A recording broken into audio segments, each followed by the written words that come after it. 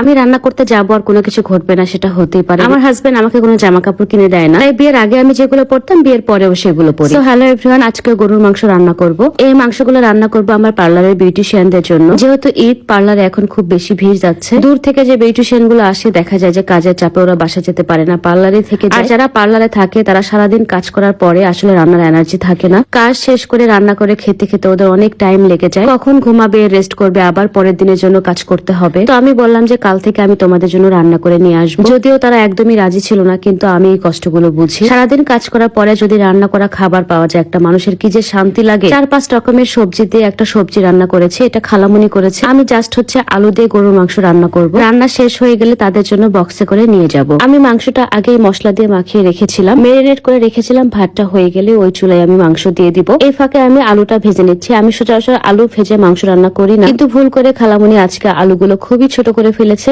এগুলো প্রেসার কুকারে দিলে একদম গলে যাবে, তাই আজকে আলু ভেজে রান্না করব। আর এখানে মাংসগুলো পড়ে যাওয়ার কারণ হচ্ছে আমার একমাত্র হাজবেন্ড। সে বারবার বলতেছিল প্রেসার কুকার গরম হয়ে গেছে, সাবধানে মাংস দিয়ে, হাতে কিন্তু সেকা খাবে। আর আমাকে কোনো কিছুতে সাবধান বললে সেই কাজ আমার ভুল হবে। রুম থেকে বারবার ডাকছিল যে একটু রুমে আসো, তোমার সাথে কথা আছে। আমি বলেছিলাম যে আমি রান্না উঠাই দিয়ে তারপরে আসবো। রুমে আসার পরে ব্যাগগুলো দিয়ে বললো যে এগুলো তোমার ঈদের গিফট। একই দোকানের এতগুলো ব্যাগ দেখে আমার সন্দেহ হয়েছিল যে এগুলো শাড়ি হবে, কারণ একমাত্র সে শাড়ি কিনতে গেলে যে কয়টা পছন্দ সবগুলোই কিনে। কিন্তু দুঃখের বিষয় হলো আমি শাড়ি পরি না, মানে শাড়ি পরার মতো সময় আমার থাকে না। এই যে আপনারা যারা বলেন যে আমার কোনো শাড়ি নেই, আমি শাড়ি পরি না কেন? আমি যে কয়েকটা দিনই শাড়ি পরেছি, প্রত্যেকটা মানুষ আমার শাড়ি কালেকশন গুলো দেখে পছন্দ করেছে। আমার প্রত্যেকটা শাড়ি অনেক বেশি সুন্দর, তবে ম্যাক্সিমাম শাড়ি আমার গিফটের, হয় বাপের বাড়ি থেকে, না হয় শ্বশুর বাড়ি থেকে, না হলে আমার ভাসুর, না হলে আমার হাজবেন্ড। কেউ না কেউ শাড়িগুলো আমাকে গিফট করেছে। আর শাড়িগুলো দেখেন কত সুন্দর। এই শাড়িগুলো কি আসলে আমি নর্মালি পড়তে পারি? হয়তো বা কোনো একটা প্রোগ্রামে বা মিনিমাম একটা প্রিপারেশন নিয়ে এই শাড়িগুলো পড়তে হবে। যাই হোক, গিফট পেতে সবারই ভালো লাগে, আমারও খুব বেশি ভালো লাগছে। আমি আমার লাইফে প্রথম এতগুলো শাড়ি একবারে গিফট পেলাম আমার হাজবেন্ডের কাছ থেকে। এই জন্যই বলে স্বামীর মতো বড় আপন কেউ হয় না। সবসময় বলবে যে আমি তোমার মুখের হাসির জন্য সবকিছু করতে পারবো। এর মধ্যে আমার মা এসে বলেছে মাঝে মাঝে শাড়ি পরতে হয় না, গ্রামের লোকজন মনে করে তোর কোনো শাড়ি নেই তাই তুই পরিস না। এই কথাখান আমার জামাইয়ের কানে পড়ছে। একেতে নাচতে হলে তার মধ্যে আবার ঢাকের বাড়ি, মানে এবার আমার শাড়ি পরে যেতে হবে, তাছাড়া কোনো রক্ষা নেই। সত্যি কথা বলতে গাইস, আমার শাড়ি পরতে খুবই শরম শরম লাগে। তারপরে নাকি আবার শাড়ি পরে বাসায় যেতে হবে, কেমন একটা কথা বলেন তো। সবার লাস্টে নিয়ে আসে এই লাল শাড়িটা, এটা খুবই পছন্দের শাড়ি। তা শোনেন, আপনাদেরকে একটা টিপস শিখাই। হাজবেন্ডকে আজেরে বেশি বেশি ভালোবাসা না দেখায়, স্বামীর কাছে সবসময় পরিশ্রমী এবং সৎ থাকবেন,